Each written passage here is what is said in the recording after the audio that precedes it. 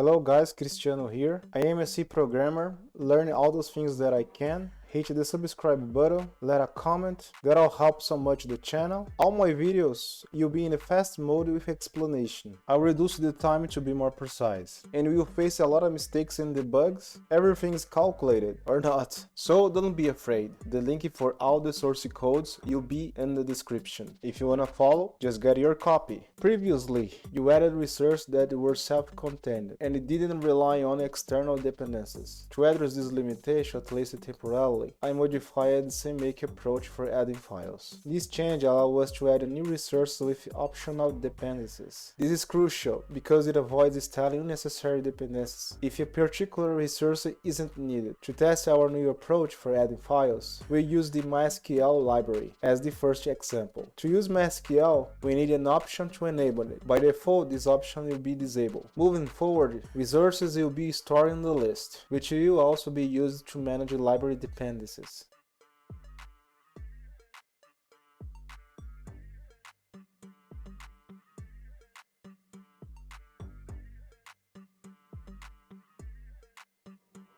Whenever the specified configuration is applied, the contents of the set optional header is cleared. This allows the inclusion of resources defined with that header, serving as a central repository for optional headers.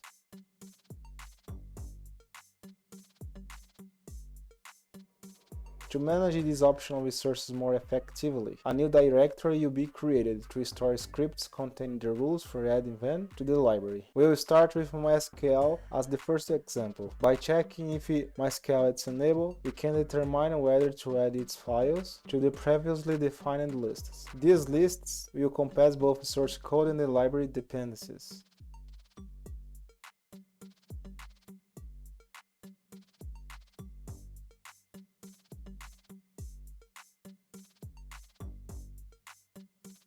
Building on previous work, we will now adapt the existing MySQL implementation to adhere the SAT standard. The first step involves including the necessary headers. Next, we will establish the context and define the parameters that will be used to configure the context.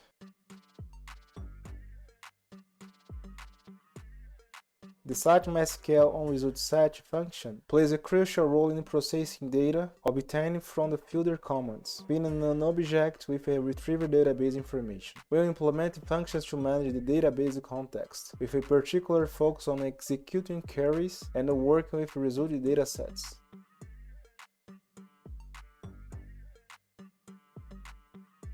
Moving to next source file, to implement this change, I noticed a typo, which I'll fix shortly. The init function's primary purpose is clear the context.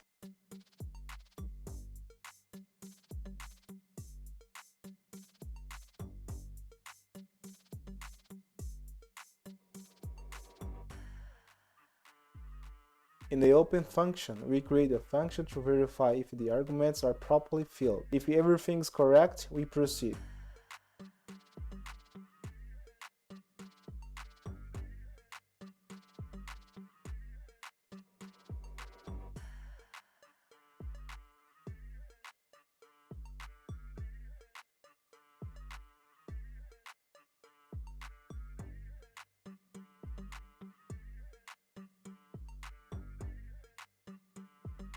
We make the necessary assignments to the context. Here we could have created a dedicated function. Next,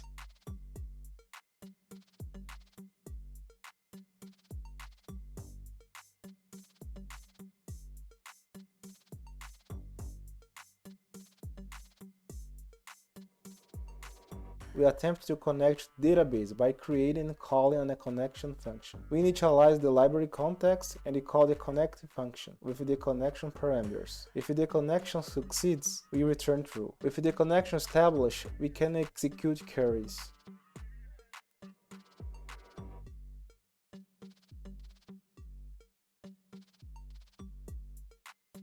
The execute function simply uses the provided query.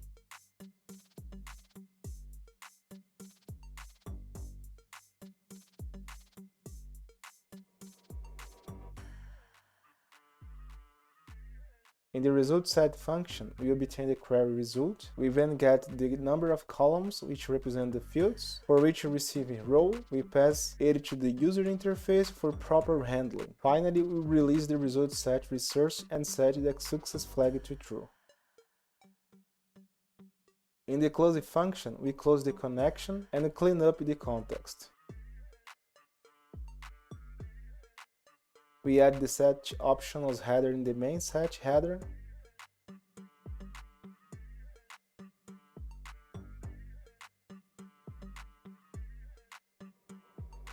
Now for the test, here I create my object, the famous person, and then the callback to handle the result set. This test requires a database, so we will use Docker to provide a database for the test. We use the container to configure the connections parameters.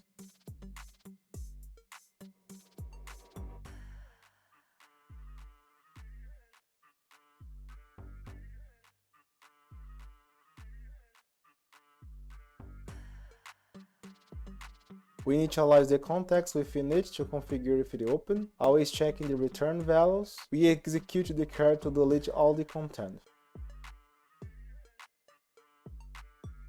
We insert a new record, the famous John Doe, and then retrieve all the records from the person's TB table. We call the result set to handle the data, passing the object to be filled. We verify that the name is John Doe.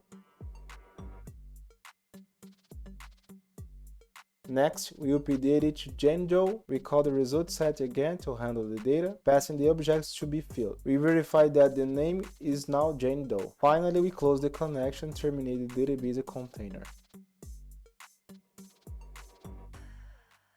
We implement the result set function to copy the value of an object.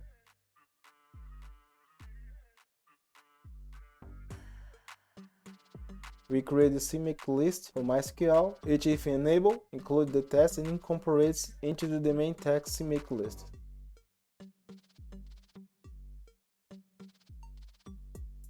We use Docker Compose to provide a database for the tests and create a schema for an ID and a name field.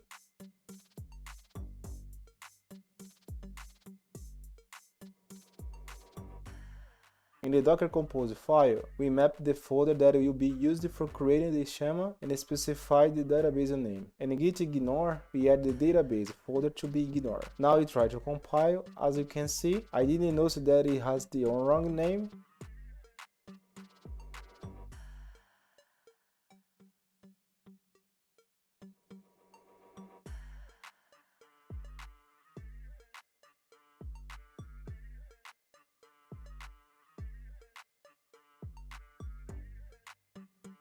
We enable site MySQL, encounter a few more typos.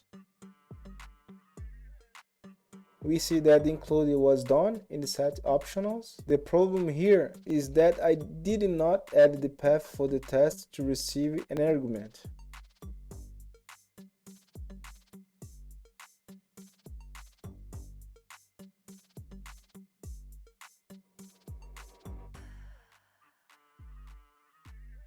In this version, there are problems with the database. The container starts, but the service is not yet ready. I'll fix this in the future with retries. And finally, we commit. Here we conclude the implementation of MySQL. Now we can use it more easily in our project. That's all for now. I appreciate it if you get here. Don't you forget to hit the subscribe button, leave a comment and share. Knowledge is not enough. Waiting for more. Bye. See you soon.